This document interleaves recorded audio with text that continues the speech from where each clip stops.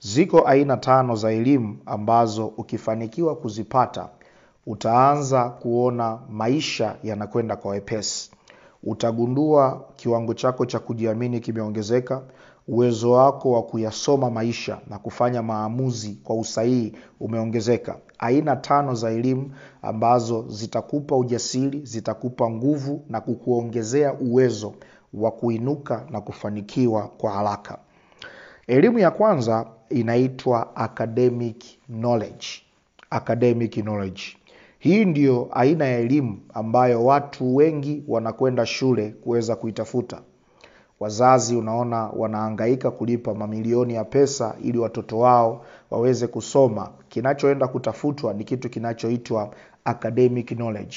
Nyerere alisema hii ndio aina ya elimu ambayo inafuta ujinga kwenye kichwa cha mtu. Aina hii ya elimu itakupa nafasi ya kuweza kuwa exposed kwenye vitu mbalimbali. Utajifunza kuhusu historia ya taifa, utajifunza kuhusu masuala ya pesa, utapata introduction kuhusu biashara, utajifunza vitu mbalimbali. Hii ni aina ya elimu ambayo mtu akiikosa, utakapozungumza naye ndio ile unagundua, unasema huyu mtu kama shule haijakaa vizuri. Maana yake nini? Imelimit uwezo wake wa kufikiri, imelimit upana wake wa kuyaona maisha, imelimit scope yake ya kuyasoma mambo. So academic knowledge inakusaidia kuweza kuwa na mtazamo mpana, inakusaidia kuweza kuwa na uwezo mkubwa wa kuona maisha na kuweza kujiongoza vizuri. Aina hii ya elimu inapatikana sana sana shuleni. Lakini kama haukufanikiwa kufanya vizuri shule, haukufanikiwa kuendelea sana na masomo, unaweza pia ukaipata hii elimu kupitia vitabu. Viko vitabu vingi ambavyo ukivisoma unazidi kufunguka, ukivisoma unazidi kuelewa dunia inavyokwenda. Lakini unaweza ukahudhuria semina na makongamano mbalimbali, ukajifunza vitu vya msingi ambavyo vitakusaidia kuweza kuwa mtu wa tofauti. Lakini pia unaweza ukawa umefuatilia YouTube account kama hii na ukawa unajifunza vitu mbalimbali ambavyo vinakufanya uweze kuwa sharp, mind yako inakuwa sharp, uwezo wako wa kufikiri unaongezeka na inakuweka kwenye nafasi nzuri ya kufanya vizuri kwenye maisha. So aina ya kwanza ya elimu ambayo unatakiwa kupigania kuwa nayo ni academic knowledge. Usiwahi kujikatia tamaa kama hukufanikiwa kufanya vizuri shule. Usiwahi kujikatia tamaa kama haukupata fursa ya kusoma. Siku zote unapokutana na mtu ambaye pengine unasikia huyu jamaa aliishia la 3 lakini akafanikiwa kuja kuwa mfanyabiashara mkubwa, maana yake huyu mtu hakufanikiwa kupata academic knowledge shuleni, lakini alitengeneza mfumo ambao ukamwezesha kukava lile gepu kwa njia nyingine. Kwa hiyo hata wewe kama unahisi umri wako umeenda sana, unahisi ya kupata nafasi nzuri ya kusoma, unaweza ukawasiliana na mimi kwenye namba ya simu ambayo iko hapo, then nikakushauri njia gani ambayo inaweza ikakusaidia kuweza kukava hilo gepu, kutengeneza imani yako, kutengeneza ujasiri wako na kufanya maisha kwa ukubwa. Aina ya pili ya elimu inaitwa specialized skills au market knowledge. Hii ni aina ya elimu ambayo itakupa ubobezi kwenye maisha.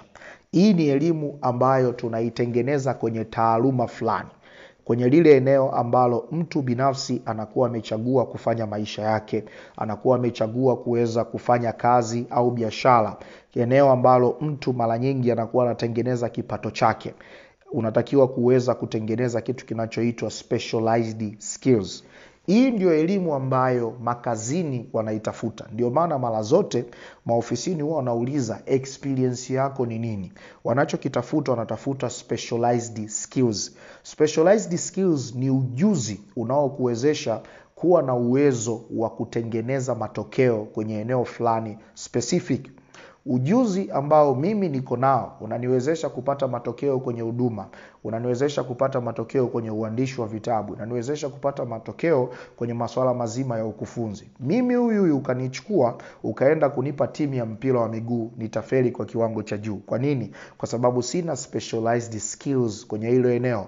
Ukinitoa hapo ukanipeleka kwenye field ya mapishi, nitafeli na usiweze hata kuamini kama ndio mimi ninayefeli. Kwa nini? Kwa sababu sina specialized skills. Kwa hiyo kama unataka kupata mafanikio ya kutosha kwenye kazi ambayo unafanya, kwenye biashara unayofanya, hakikisha unatengeneza kitu kinachoitwa specialized skills. Uwe mbobezi kwenye hilo eneo. Na siku zote ukikaa ukachunguza watu ambao wamefanikiwa kwenye kila eneo kwenye maisha, kwanza utagundua huyu mtu ana taaluma inayoeleweka.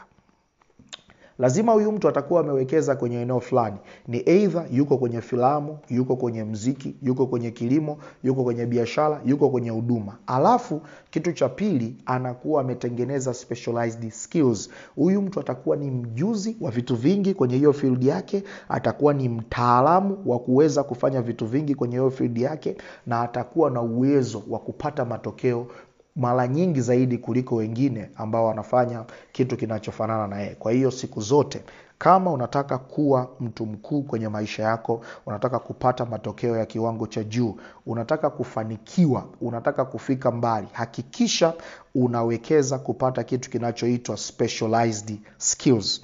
Aina ya tatu ya elimu ambayo unahitaji ni kitu kinachoitwa spiritual knowledge. Elimu ambayo inahusiana na masuala mazima ya kiroho. Kwa nini? Kwa sababu life is spiritual. Maisha yako kiroho, mtu wa Mungu. Na usiwahi kuchukulia kwa wepesi wewe kuto kufahamu masuala mazima ya kiroho. Kwa nini? Kwa sababu ulimwengu wote tunaotembea sasa hivi unakuwa governed na kanuni za kiroho. Na watu ambao wanajua jinsi ya kumanipulate ulimwengu wa roho wana faida, wana advantage, na wana nafasi ya kufanya maisha kwa ukubwa. Kwa hiyo hakikisha umewekeza kiasi cha kutosha kwenye masuala mazima ya kiroho. Uwe unajua neno la Mungu. Neno la Mungu litakusaidia kuweza kumpambanua Mungu wako na kujua ni kwa namna gani unaweza ukamwendea, ni kwa namna gani unaweza ukamtumaini, ni kwa namna gani anaweza akakutetea. Lakini jifunze pia kuweza kuomba. Kwa nini? Kwa sababu unahitaji kutembea na nguvu ya ziada. Unahitaji kuweza kutembea na nguvu ambayo itakupa uwezo wa kupata matokeo maradufu. Kwa hiyo lazima uweze kuwa na maisha ya maombi. Lakini jitahidi kuweza kujicommit kwenye fellowship fulani. Lazima uweze kuwa na kanisa. Lazima uwe na mchungaji ambaye anakuchunga. Lazima uwe na kiongozi wa kiroho ambaye day in day out anawajibika kuweza kukulisha na maarifa na kuweza kukuongoza. Kwa hiyo uwekezaji wako kwenye eneo la kiroho utaamua umbali kiasi gani utakwenda kwenye maisha yako. Kuna watu wengi ambao waliwekeza kwenye kila eneo duniani lakini wakasahau masuala mazima ya kiroho. Unakuta mtu kitu chepesi tu wanamtikisa kidogo anaondoka. Sio kweli, mtu wa Mungu, kwamba unatakiwa kutikiswa na mambo ya uchawi.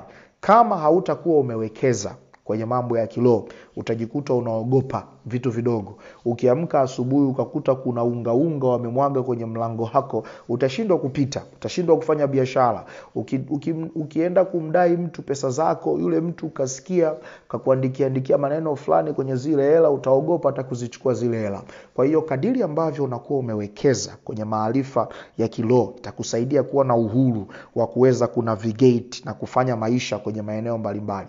Do you know kwamba kuna watu ni waoga sana kiasi kwamba wakisikia amepata kazi eneo kama Tanga au Sumbawanga, kwa sababu tu kuna hiyo rekodi kwamba ni maeneo ambayo kuna ushirikina mwingi, huyu mtu hawezi kwenda. Kwa nini? Kwa sababu kiwango chake cha uwekezaji kwenye elimu na masuala mazima ya kiroho kiko duni. Kwa hiyo hakikisha unawekeza kwenye masuala mazima ya kiroho. Sasa hii elimu ya kiroho utaipata wapi? Eneo la kwanza ni kwenye neno la Mungu. Kwa hiyo hakikisha unasoma Biblia yako vizuri. Hakikisha unawekeza kulipata neno la Mungu kiasi cha kutosha. Lakini sehemu ya pili, sikiliza watumishi wa Mungu. Na naomba nikupongeze wewe kwa sababu umesubscribe kwenye channel sahihi ambayo itakuwezesha kupata haya maarifa yote kwa wakati mmoja. Lakini eneo la tatu, tafakari neno la Mungu. Kuna kitu kinaitwa meditation.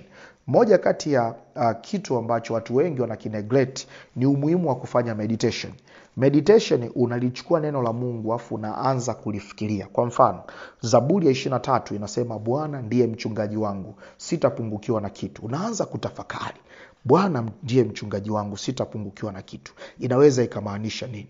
Inaweza ikamaanisha nini kwenye maisha yangu? Inamaanisha nini kwangu mimi ambaye nafanya biashara? Inamaanisha nini kwangu mimi ambaye ni baba na nina familia? Inamaanisha nini kwangu mimi ambaye ni mama na nina watoto? Bwana ndiye mchungaji wangu, sitapungukiwa na kitu. Kadiri ambavyo unaitafakari hiyo Zaburi, kadiri ambavyo unazama nayo dipa, kuna vitu vinaanza kufunguka, kuna mambo unaanza kuyaona, kuna umbali unaanza kuupata, kuna vitu unaanza kuvielewa, kuna ujasiri unaanza kuinuka ndani ya moyo wako. Kwa hiyo njia ya tatu ya kuweza kumwelewa Mungu vizuri na kupata maarifa ya kutosha kwenye masuala mazima ya kiroho ni kufanya tafakari na neno la Mungu. Na njia ya 4 ni kuingia kwenye chumba cha maombi na kuomba, haswa ukiwa unaomba na ahadi au neno ambalo umelipokea kwa Mungu. Unajua kuna kitu kinaitwa ufunuo. Ufunuo ni kitu ambacho mtu anafunuliwa binafsi na Mungu. Na ufunuo mara nyingi hauwezi ukapatikana kama hautawekeza kwenye chumba cha maombi. Kwa hiyo kadiri ambavyo unakuwa unaingia kwenye chumba cha maombi, kuna vitu vinaanza kufunguka, kuna password unaanza kuzielewa, kuna codes unaanza kuzipata kwa uhakika, na unakuwa na ujasiri wa kuweza kuzitumia. Kwa nini? Kwa sababu Mungu amekufunulia. Elimu ya 4 unaotakiwa kuwekeza kuipata kwenye maisha yako ni financial knowledge. Mtu wa Mungu, pesa ni somo.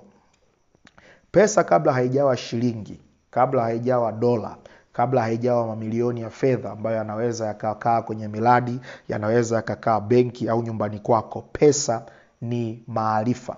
Kwa hiyo watu wote ambao wako kwenye nafasi ya kufanya maisha vizuri, wako kwenye nafasi ya kufanikiwa kwa haraka, wako kwenye nafasi ya kwenda mbele kwa hatua nyingi na kufanya maisha kwa ukubwa, ni watu ambao wamewekeza kupata elimu ya fedha.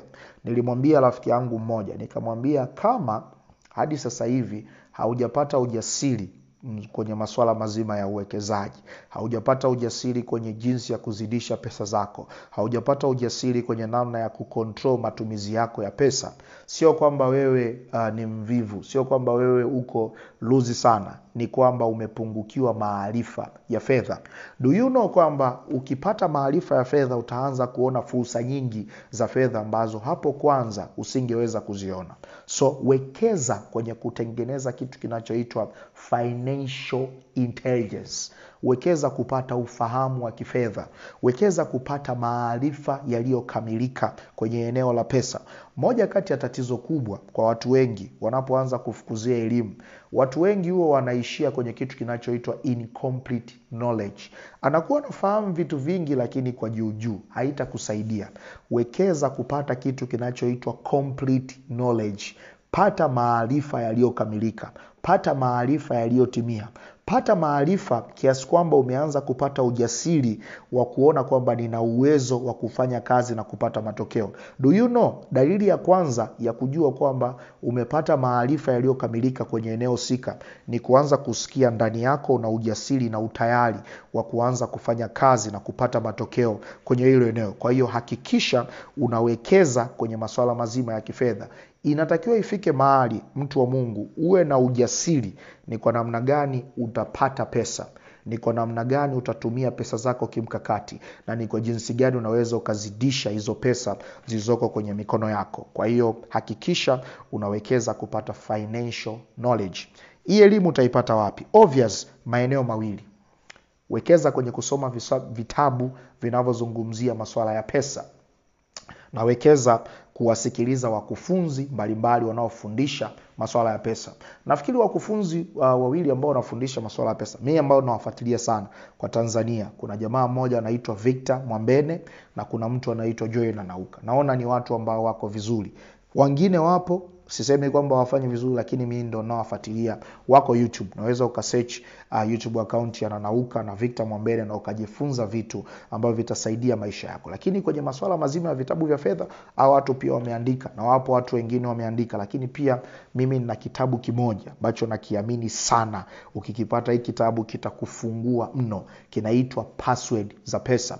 Nimeshare kanuni 10 za pesa ambazo zitakupa uwezo wa kujua ni kwa namna gani unaweza ukapata pesa, ni kwa namna gani unaweza ukazidisha pesa, na ni kwa jinsi gani unaweza ukatajirika ndani ya muda mfupi. Elimu ya 5 unaotakiwa kupigana kuweza kuipata ni relationship knowledge. Mtu wa Mungu, watu ni kipengele, na hakuna kitu kigumu duniani kama kudeal na watu. Kwa nini? Kwa sababu kwanza kila mtu anaamka alipoamkia. Kila mtu anakuja kwenye haya maisha akiwa na stress zake, akiwa na mambo yake, akiwa na maswali yake. Kwa hiyo itakuwa vigumu sana kufanya maisha na watu kama hautakuwa na maarifa kuhusu masuala mazima ya mahusiano.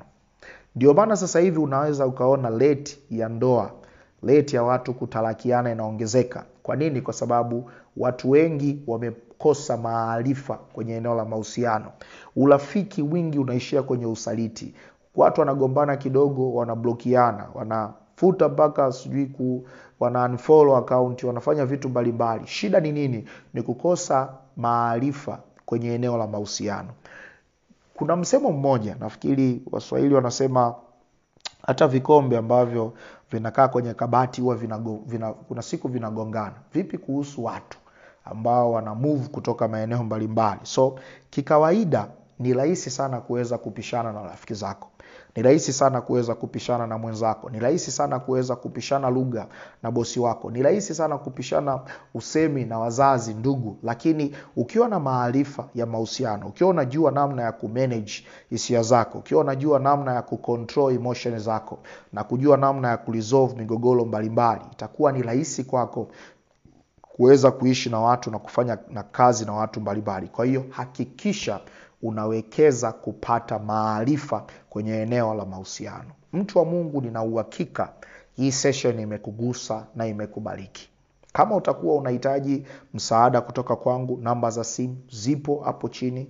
Jaribu kuzisearch, ukizipata wasiliana na mimi. Zaidi ya hayo, Mungu akubariki. Tukutane kwenye session nyingine. Asante.